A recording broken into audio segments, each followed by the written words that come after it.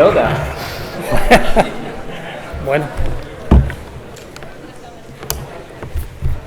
Buenas tardes a todos. Bienvenidos a un pequeño retraso que hemos tenido por un pequeño malentendido a este panel del Premio Minotauro, del que tuve el honor de formar parte el año pasado. Y primero pasará Mariló, que por supuesto trabaja dentro del premio y la editorial, a contarnos un poquito sobre ello. Sí, a ver, seré breve porque sé que no os importa lo que diga yo, sino lo que diga Sabino, como es normal. Así que 2 frases y os lo dejo todo para vosotros. Simplemente quería hablar un poco de cómo está yendo el premio de este año. Despacio, tranquila. Es que hablo muy rápido siempre porque quiero huir. Sí. Entonces...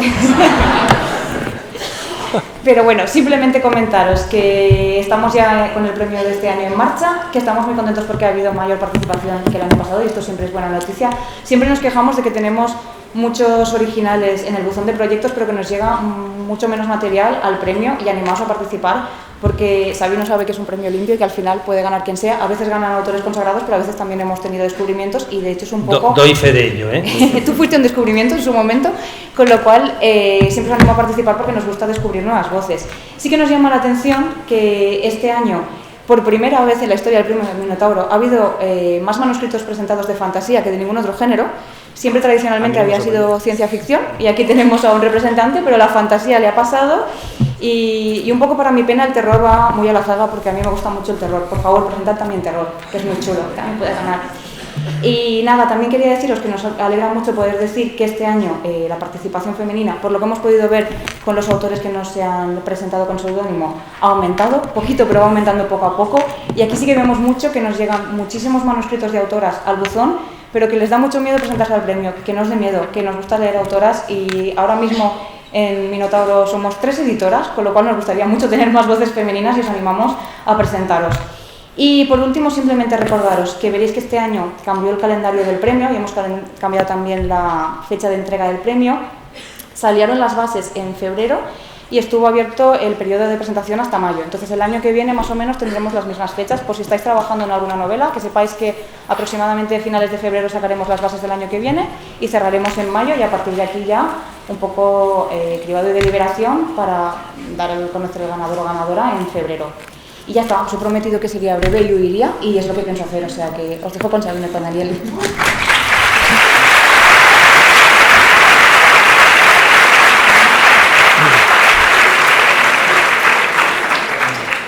Y tras la metralleta de Mariló, vamos a hablar un poco de Expediente Hermes, en el que Isabel Clemente, Alberto Barbas, librero de Cibertad, que muchos conoceréis, Fernando Bonete también y Asier Moreno, que fue el ganador del año anterior. Leímos 8 manuscritos al final y pues decidimos que este Expediente Hermes, que en su inicio se llamó Lovebot, que es una especie de tecnología que aparece dentro del libro, y decidimos que Sabino, pues sin saber que fuera Sabino, ganara el premio y lo ha ganado por segunda vez. ¿Qué se siente al ganar 2 veces el premio Minotauro? ¿Cómo es de desafiante y de...? Pues no es el doble de alegría, porque la verdad es que cuando repites algo que ha sido muy bueno, nunca llegas al mismo nivel de éxtasis, ¿no? Pero fue una sorpresa, no me lo esperaba. Me presenté básicamente porque, lo he dicho ya en alguna ocasión, como cualquier atleta que ha conseguido una medalla de lo que sea, y dice, quiero probar si supero mi propio récord, ¿no? Pues dije, vamos a probar, a ver si la primera vez fue solo, pues que sonó la flauta y tal, y me presenté sin ninguna esperanza y la verdad es que, bueno, me pilló en Navidades, fue un buen regalo de Navidad. Eso te iba a decir, un buen regalo de Reyes, sí, ese es grande, pues, de los cargados. Eso sí. Para meternos ya un poco dentro del libro de Expediente Hermes, es un híbrido entre novela negra y ciencia ficción, un thriller así, una especie de thriller en una habitación cerrada. Y la primera pregunta es, ¿con qué novelas o obras piensas que Expediente Hermes podría tener una conversación interesante? Pues la verdad es que no me lo había planteado. Buena pregunta.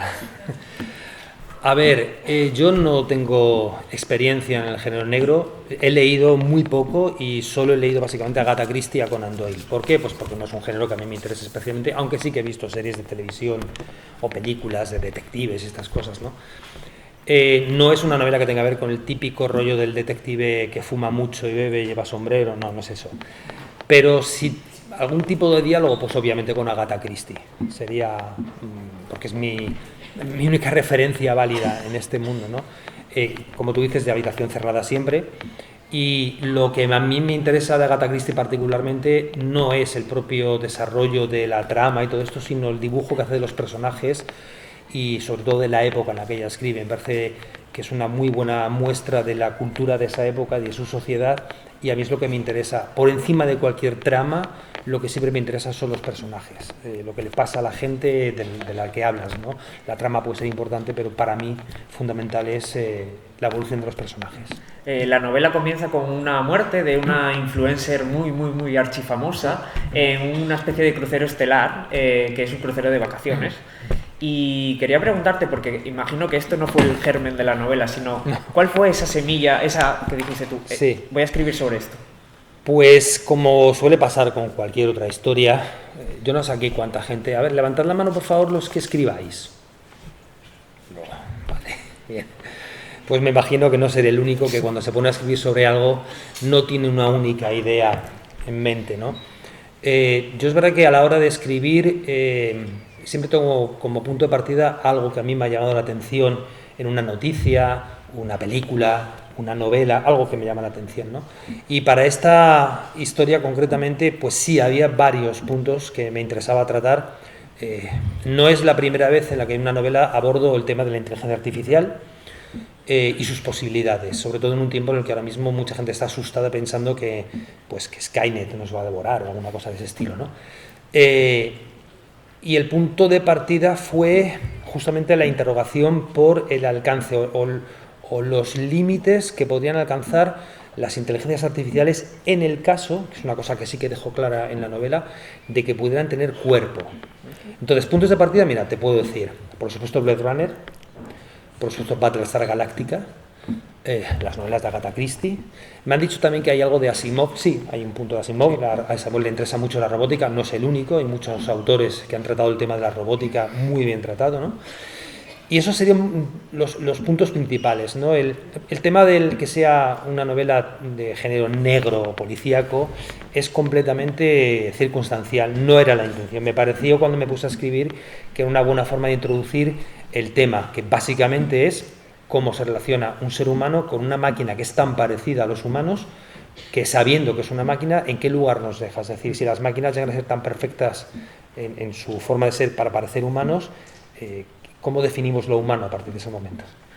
Hablando justo que estás diciendo esto de lo humano, Durga, que es la protagonista, que es la detective protagonista del caso, recorre durante el libro como dos caminos. Uno, el científico, el que va descubriendo pistas y demás, pero otro es emocional, que se va destapando. Y yo creo que va con la ciencia ficción actual y con regusto clásico también, que es que quería preguntarte sobre esto, sobre si debe la ciencia ficción combinarse con la emoción siempre. Para mí sí. Para mí sí. Yo he leído mucha ciencia ficción desde tiempos que ya, desde muy crío leía ciencia ficción y estoy siempre muy pendiente de las cosas que se van publicando, de los estilos, de las modas que van saliendo, ¿no? Y efectivamente, por lo que acabas de señalar, hay grandes autores clásicos como por ejemplo el propio Asimov o Herbert o Arthur C. Clarke, que han hecho grandes obras, pero en las que lo importante es la propia trama científica y los personajes son un poco estereotipados, como que no tiene importancia. A mí eso no me interesa.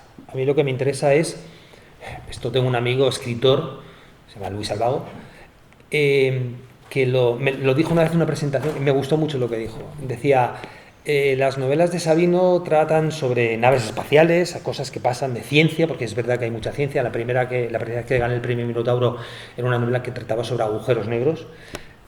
Frontera oscura. Frontera oscura. Y viajes en el tiempo, pero viajes en el tiempo científicamente explicados, No.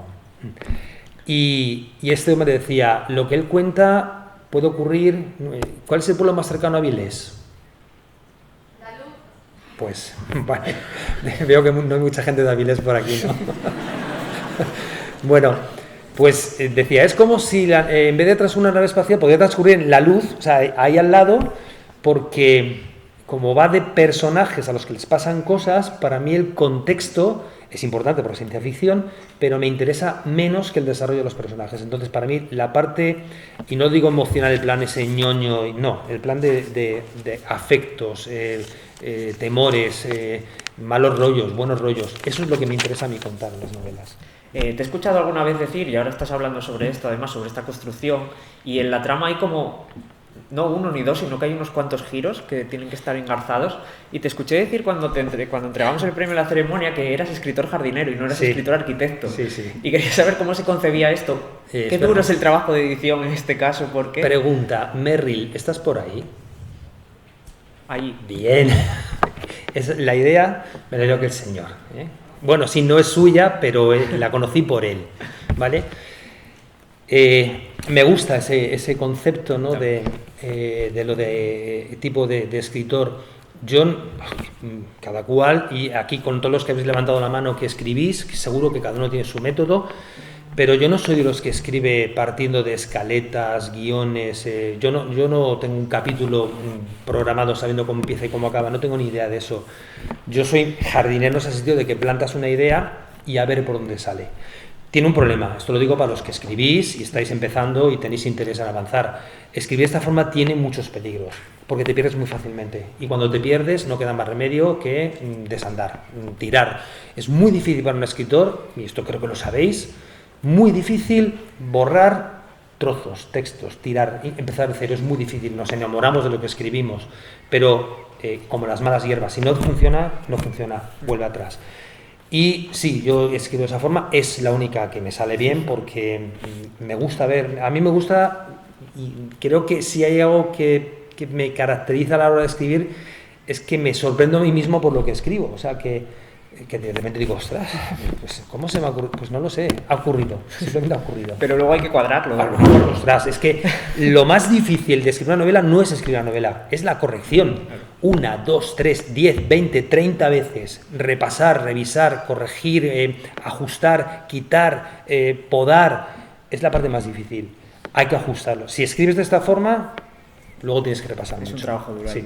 Quería también que hablaras un poco sobre la concepción de los lovebots, que son los seres artificiales que pueblan la novela, pero son unos seres súper humanizados en realidad. Y quería hablar sobre esta perspectiva humanizada de la inteligencia artificial y cómo fue la investigación y llevarlo a cabo dentro de la novela.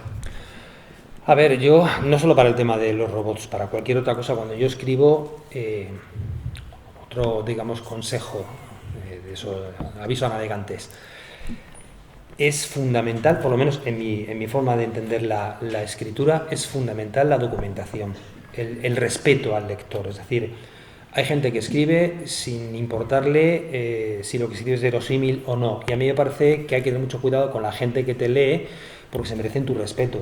Entonces, cuéntales cosas que estén documentadas, trabajadas, estudiadas, que no sean tonterías. O sea, no. Entonces, para el tema de los robots, igual que para Frontera Oscura, me tuve que leer una enorme cantidad de ensayos y textos sobre física, sobre astrofísica y agujeros negros.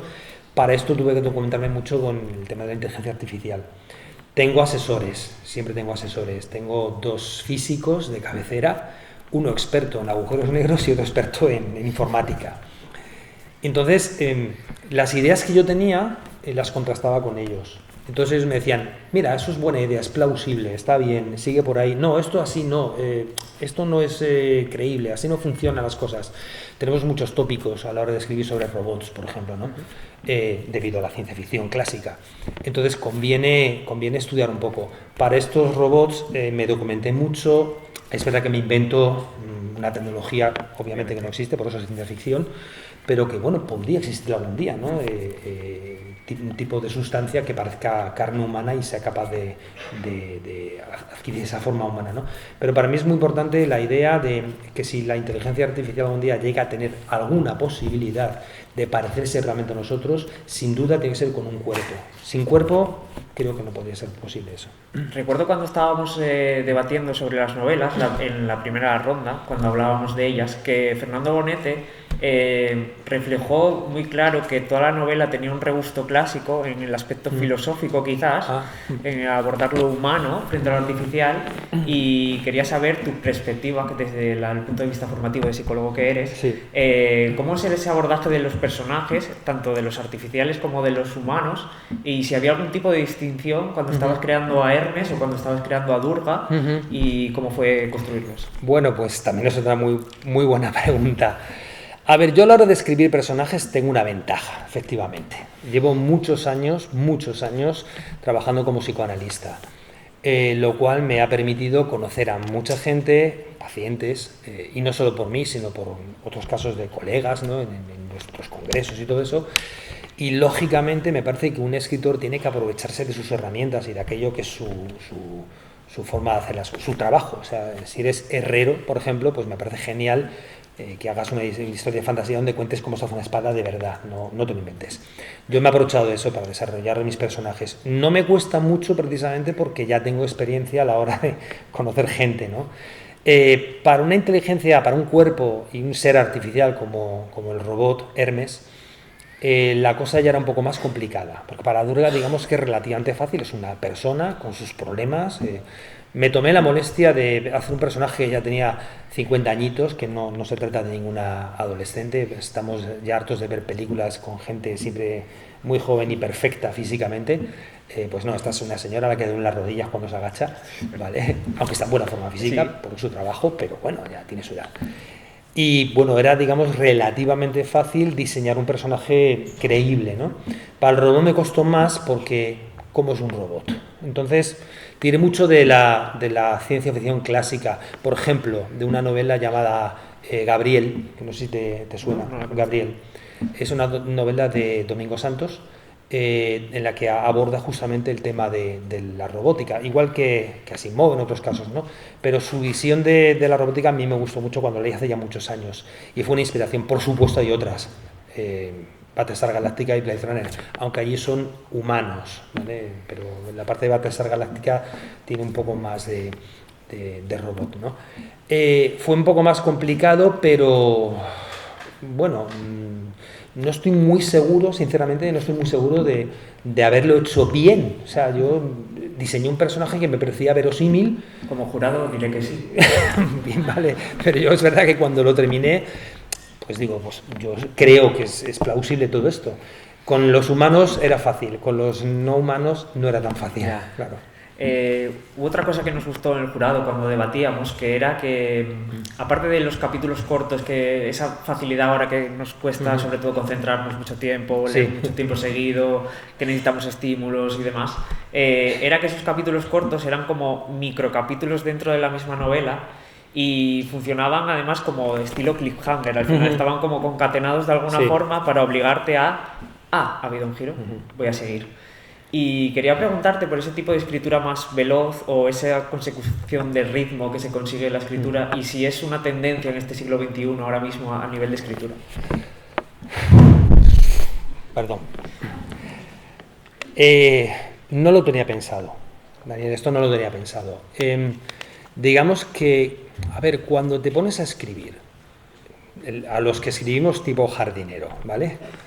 Cuando te pones a escribir y la historia te engancha, el ritmo te lo marca la historia.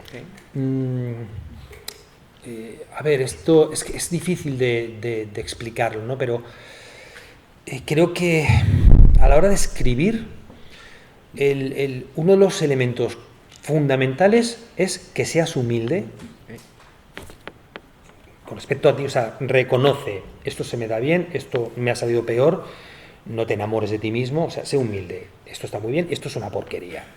Entonces, tienes que dejarte ir un poco. Si eres tipo jardinero, si luego si lo diseñas todo tipo arquitecto, es otro tema. Yo ahí no sé, no me sale, eso no me sale. Entonces, si escribes de esa forma en la que te dejas llevar por la historia, si te atrapa la historia y te metes en ella, al final el ritmo narrativo te lo marca la propia historia. Yo no escribí capítulos cortos porque me pareciera que era lo que tenía que hacer, sino porque justamente es verdad que en muchos capítulos es que es muy importante, por ejemplo, también saber dónde cortar un momento determinado, ¿no? Y no se trata siempre de hacer un cliffhanger, no. A veces simplemente es corta aquí, aunque no haya pasado nada especial, porque dejas algo en suspenso, sea lo que sea, ¿no? Pero yo esas cosas tampoco las tengo programadas. Digo, aquí toca, corto aquí, ¿no? Naturalmente. Sí. Corto, ya está. A veces te das cuenta repasando, dices, no, aquí falta algo, y añades algo más, ¿no? Pero normalmente el ritmo narrativo, en este caso concretamente es verdad que fue surgiendo solo.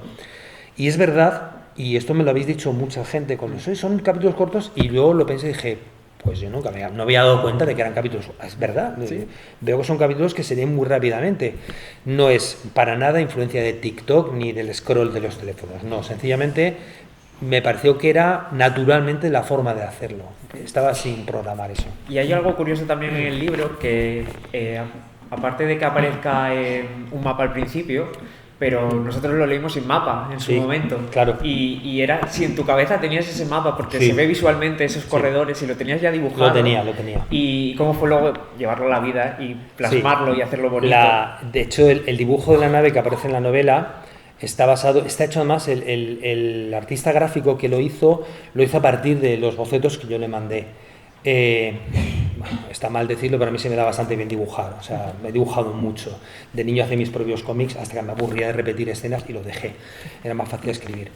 Pero sí que tenía, porque me parece parte fundamental de cuando tú planteas tu escenario, tenerlo en la cabeza. Y a mí una cosa que se me da bien, creo, es imaginar el escenario en lo que estoy narrando. Entonces la nave la tenía perfectamente dibujada en la cabeza. La dibujé en un papel, me la llevaron, además está hecha casi como si fuera de cómic. El artista lo hizo de un cómic sacado, ¿no? Un plano un primer plano que te pone, por aquí va a transcurrir la historia, que lo sepas. Eso ya sale de la novela Takara 1, donde hicimos lo mismo, pusimos un plano de la nave cortado en secciones para que se viera. Entonces pensamos, ¿por qué no repetir un poco? Es mucho más sencillo, muy esquemático, pero sí, yo en la cabeza es verdad que tenía la nave bastante diseñada. Pues nos queda un poquito de tiempo, así que si alguien quiere hacer una pregunta al público, que levante la mano. Venga, que alguien se atreva. Ahí hay uno. Venga. Hola. Gracias, a mí me encantan tus novelas. Gracias. Yo quería preguntarte sobre esto que has hablado, que es muy interesante, sobre los procesos de escritura de las animales.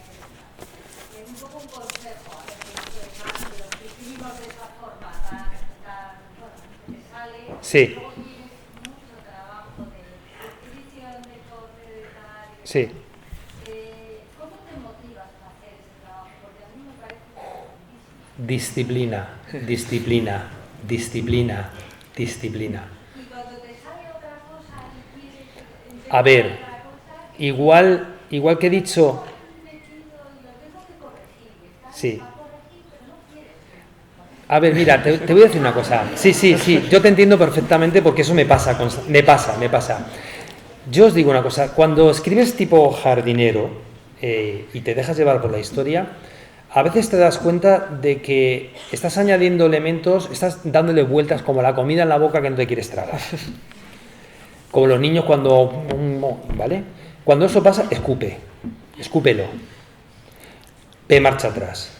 Dices, ¿dónde me he equivocado? ¿Dónde la historia se ha torcido y no avanza? Entonces, yo te recomiendo, en fin, lo de dar consejos, en fin, pero bueno, a mí lo que me funciona es que si algo se me atasca, lo dejo. A ver, yo normalmente estoy escribiendo siempre al mismo tiempo 4 o 5 cosas, ¿vale? Cuando una no funciona, me cambio a otra. Es verdad que cuando me engancha, solo me quedo con una, ¿vale? Pero si te atascas, tómate un descanso. El cerebro descansa cambiando de actividad. No insistas porque lo vas a estropear. Déjalo, ya lo retomarás. Pero con respecto al tema de la revisión, es una cuestión de disciplina. Tienes que hacerlo. Repasa. Yo esta novela la habré leído el día antes de la entrega del premio, todavía la noche antes de coger, o sea, el tren que cogía por la mañana a primera hora, todavía estaba corrigiendo las galeradas y se las mandé a Minotauro horas antes de que me dieran el premio, porque todavía estaba corrigiendo. No es verdad.